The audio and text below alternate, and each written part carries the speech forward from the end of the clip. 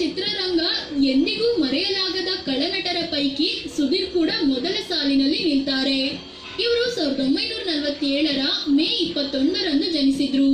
ನಟನೆಯಲ್ಲಿ ಮೊದಲಿನಿಂದಲೂ ಆಕ್ಟಿವ್ ಆಗಿದ್ದ ಇವರು ಆರಂಭದಲ್ಲಿ ನಾಟಕಗಳನ್ನ ಮಾಡ್ತಿದ್ರು. ಉತ್ತರ ಕರ್ನಾಟಕದ ಕಡೆ ಹಲವಾರು ಸ್ಟೇಜ್ ಶೋಗಳನ್ನು ನಡೆಸಿಕೊಟ್ಟಿದ್ರು. ನಂತರ 1973ರಲ್ಲಿ ಬೀಸಿದ ಬಲೆ ಅನ್ನೋ ಸಿನಿಮಾ ಮೂಲಕ ಚಿತ್ರರಂಗಕ್ಕೆ ಎಂಟ್ರಿ ಕೊಟ್ರು. ನಂತರದಲ್ಲಿ 200ಕ್ಕೂ ಹೆಚ್ಚು ಸಿನಿಮಾದಲ್ಲಿ ಬಣ್ಣ ಹಚ್ಚಿದ್ರು. ಡಾಕ್ಟರ್ ರಾಜ್ಕುಮಾರ್, ಶಂಕರ್ ನಾಗ್, ವಿಷ್ಣುವರ್ಧನ್, ಪ್ರಭಾಕರ್ ಹೀಗೆ ದೊಡ್ಡ ದೊಡ್ಡ ನಟರ ಜೊತೆ ನಟಿಸಿ ಸೈ ಎನಿಸಿಕೊಂಡ್ರು.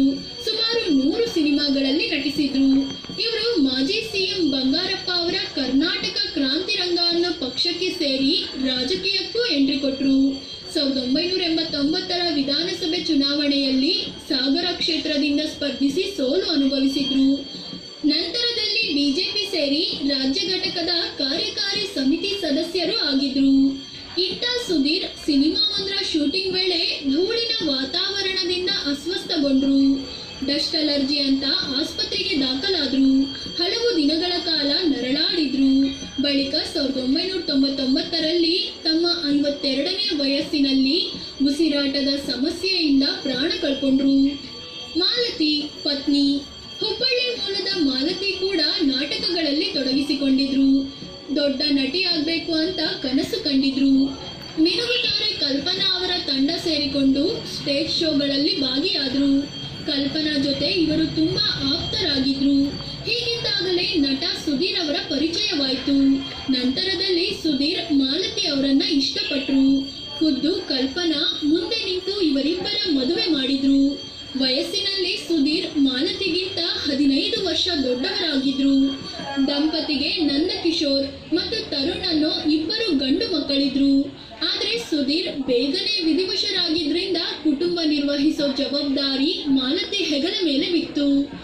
ಸುಧೀರ್ ಕೊನೆ ಟೈಮಲ್ಲಿ ಕರ್ನಾಟಕ ಕಲಾ ವೈಭವ ಅನ್ನೋ ನಾಟಕ ತಂಡ ಶುರು ಮಾಡಿದ್ರು.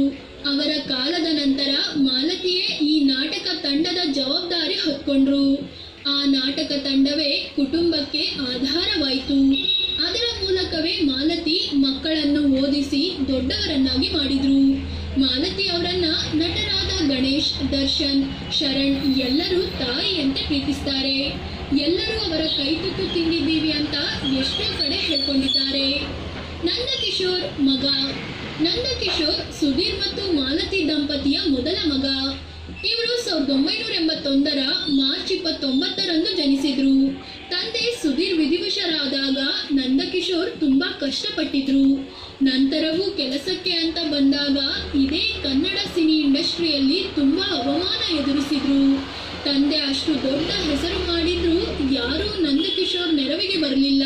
ಅದು ಅಲ್ಲದೆ ನಂದಕಿಶೋರ್ ತೂಕ ಒಬೆಸಿಟಿಯಿಂದ 250 kg ಆಗಿತ್ತು. ನೀನೇ ಹೇಗಿದ್ಯಾ, ನೀನೇನ್ ಕೆಲಸ ಮಾಡ್ತೀಯಾ ಅಂತ ನಿಂದಿಸಿದ್ರು. ಇದೇ ಕಾರಣಕ್ಕೆ ನಂದಕಿಶೋರ್ ಜೀವನವೇ ಬೇಡ ಅಂತ ಯೋಚಿಸಿದ್ರಂತೆ. ಆದ್ರೂ ಛಲ ಬಿಡದೆ ಹಲವು ಸಿನಿಮಾಗಳಲ್ಲಿ ನಟಿಸಿದ್ರು. ಆದ್ರೆ ಯಶಸ್ಸು ಸಿಗ್ಲಿಲ್ಲ. ಇದಾದ್ಮೇಲೆ ಕಿಚ್ಚ ಸುದೀಪ್ ಸಲಹೆಯಂತೆ ಡೈರೆಕ್ಷನ್ ಫೀಲ್ಡ್ಗೆ ಎಂಟ್ರಿ ಕೊಟ್ರು. ಶರಣ್ ನಟನೆಯ ವಿಕ್ಟರಿ ಸಿನಿಮಾಗೆ ಆಕ್ಷನ್ ಕಟ್ ಹೇಳಿದ್ರು. ಸಿನಿಮಾ ಸೂಪರ್ ಡೂಪರ್ ಹಿಟ್ ಆಯ್ತು. ತಮ್ಮ ತರುಣ್ ಬೆನ್ನಿಗೆ ನಿಂತರು. ನಂತರ ಅಧ್ಯಕ್ಷ, ರನ್ನ, ಮುಕುಂದ ಮುರಾರಿ, ಪೊಗರು ಸೇರಿದಂತೆ ಹಲವು ಹಿಟ್ ಸಿನಿಮಾಗಳನ್ನ ಕೊಟ್ಟಿದ್ದಾರೆ. ಓರ್ವ ಸಕ್ಸಸ್ಫುಲ್ ಡೈರೆಕ್ಟರ್ ಎನಿಸಿಕೊಂಡಿದ್ದಾರೆ. ಜೊತೆಗೆ ದೊಡ್ಡ ಮಟ್ಟದಲ್ಲಿ ತೂಕ ಇಳಿಸಿಕೊಂಡು ಸ್ಲಿಮ್ ಆಗಿದ್ದಾರೆ. ಸುಲೋಚನಾ ಅನ್ನೋರನ್ನ ಮದುವೆ ಆಗಿದ್ದು ಮಗ ಕೂಡ ಇದ್ದಾನೆ. ತರುಣ್ ಸುಧೀರ್ ಮಗ. ಸುಧೀರ್ ಮತ್ತು ಮಾಲತಿ ದಂಪತಿಯ 2ನೇ ಮಗ ತರುಣ್. ಇವರು KLE ಕಾಲೇಜಿನಲ್ಲಿ ತನ್ನ ಎಜುಕೇಶನ್ ಕಂಪ್ಲೀಟ್ ಮಾಡಿದ್ರು.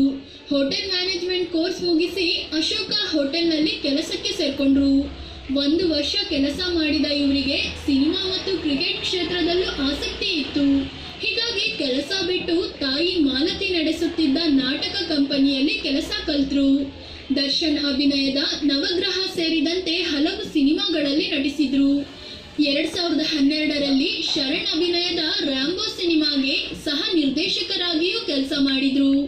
2017ರಲ್ಲಿ ಮೊದಲ ಬಾರಿಗೆ ಚೌಕ ಸಿನಿಮಾಗೆ ನಿರ್ದೇಶನ ಮಾಡಿದ್ರು.